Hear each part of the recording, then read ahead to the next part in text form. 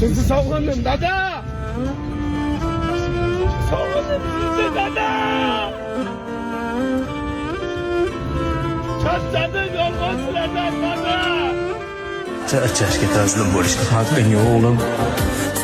Joningni, butun oilani sizlarga ishonib tashlab ketdim jonim bolam. Kuchli bo'l. Obodan kuchli bo'l o'g'lim. O'lsam, otajon. Ota kim? Al-ab kal-Ka'ba. Ota go'yoki Ka'ba to'proq. Xalqimizda nima deymiz? Otani qiblagohim deymiz. Qiblagoh bu Ka'ba to'proq. Onani biz oyim deymiz. Demoqchimizki, onajon siz meni osmondagi oyim demoqchimiz.